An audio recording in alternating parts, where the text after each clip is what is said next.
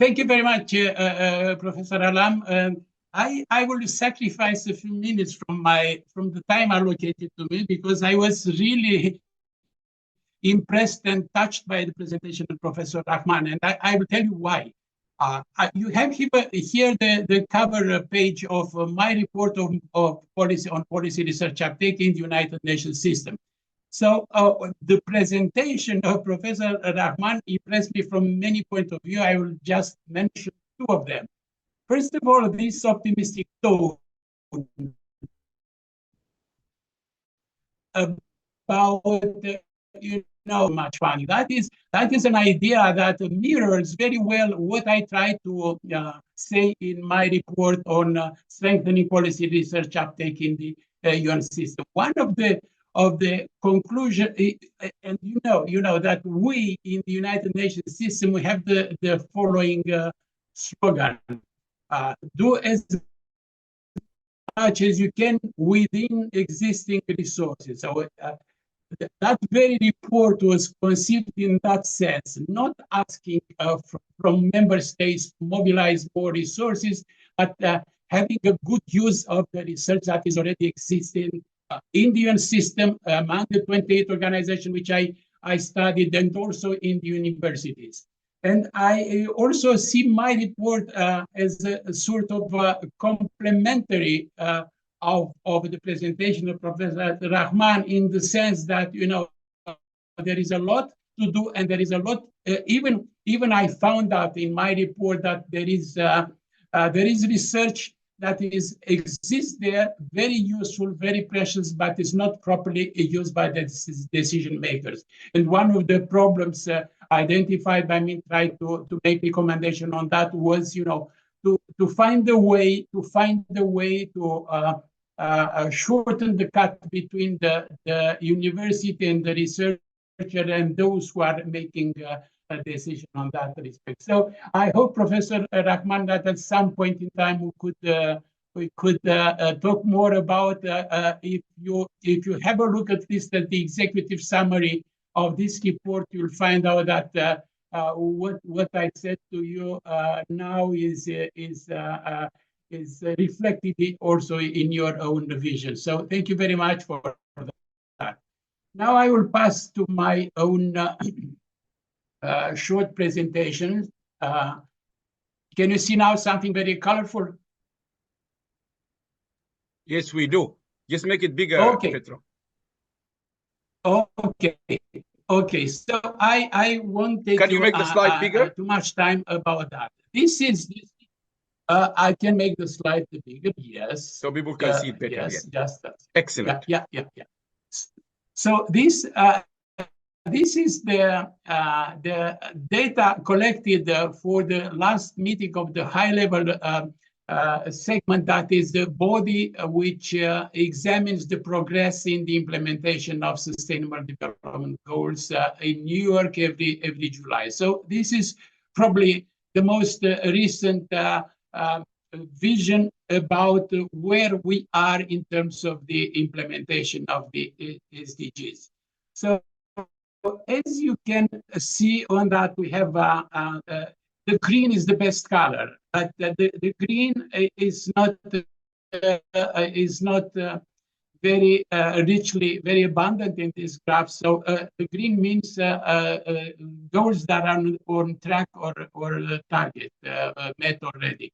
So of course we know that the Agenda 2030 was a quite ambitious agenda, and in many respects it was called to be aspirational, which means that probably not necessarily all the countries will meet all the goals in the time horizon that is indicated. Anyway, there is progress, and you can see also the yellow color, which is dominating these graphs, which means that there is a fair progress and that acceleration is needed. The red is indeed something that is not going very well. There is stagnation or regression, and indeed we realize that some of the global crises that confronted the humankind in recent times have made, they have obstructed somehow the implementation of the agenda. And there is also the gray part of the graph, which is for some indicators that from some countries there is no sufficient data to illustrate anything, whether it is progress or not. So from that graph, I come to one of the idea that I propose for the next conference of WAST in Geneva. That is to try at halfway from the deadline to seek more in detail what are the lessons learned in the countries. As you know, the major responsibility for the implementation of the goals is of the member states as such. And all the member states are engaged into this exercise of presenting national voluntary reports to the high-level meeting in New York to show progress and problems in the implementation of the goals. So my suggestion, it is also addressed to you because most of you are academic and university people.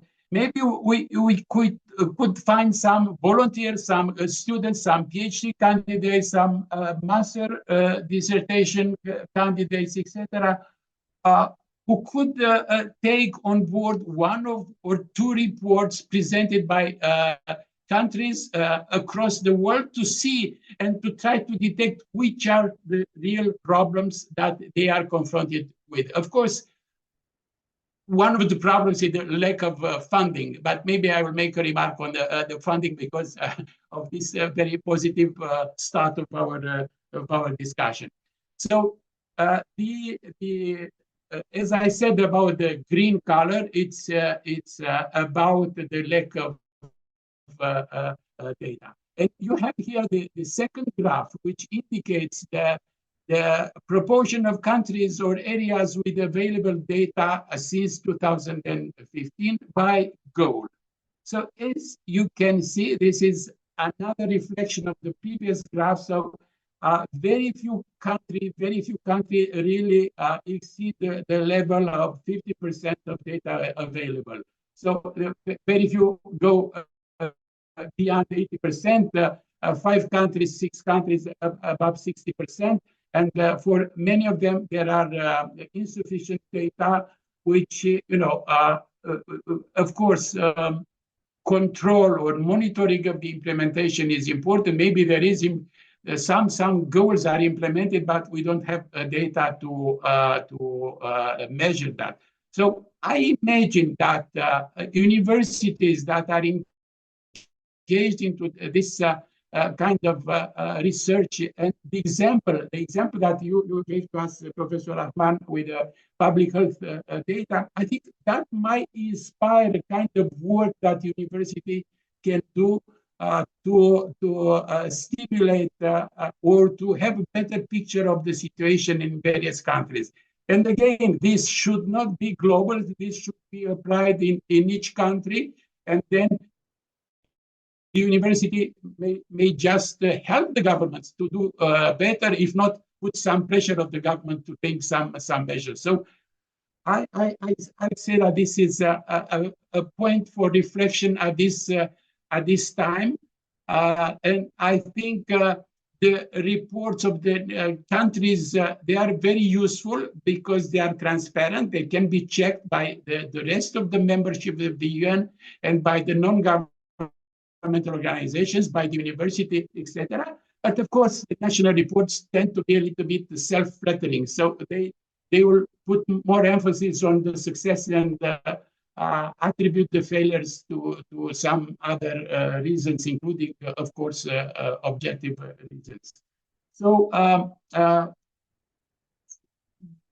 this is I would say that my two main messages.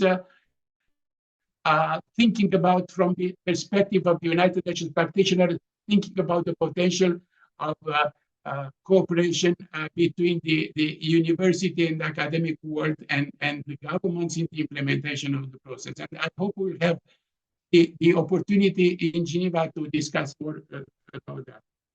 My last remark is also inspired by the topic of the first presentation, and that is about the lack of resources, funding, etc. What I noticed in recent years was how fast and how ready are governments to spend on weapons.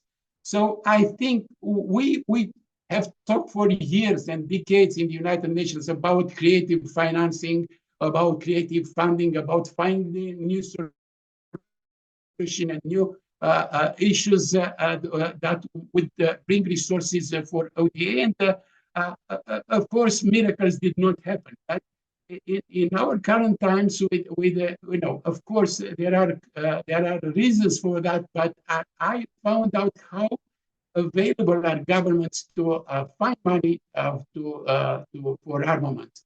And this also, I'm looking, and it's my last word to the past.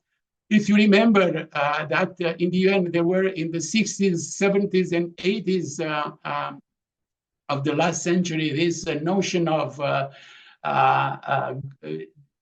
international decades for development. It was an era where the official assistance for development was launched when the concept of new economic international order was launched, when the UNCTAD, the Conference for Trade and the Development of Developing Countries, were invented. And at that point in time, in the second decade, there was a issue very, very topical and very hot on the agenda of the United Nations, and that was how to free resources from by disarmament and allocate those resources to development as a solution both to implement peace and also to stimulate development. This topic is no longer of interest for various historical reasons for the United Nations, but what I witnessed this year about this sudden availability of government to spend on weapons impressed me in a negative way. Thank you very much, Professor Alam. This is all that I wanted to say in this short intervention. I hope on some issue we'll have other opportunities to discuss. Thank you.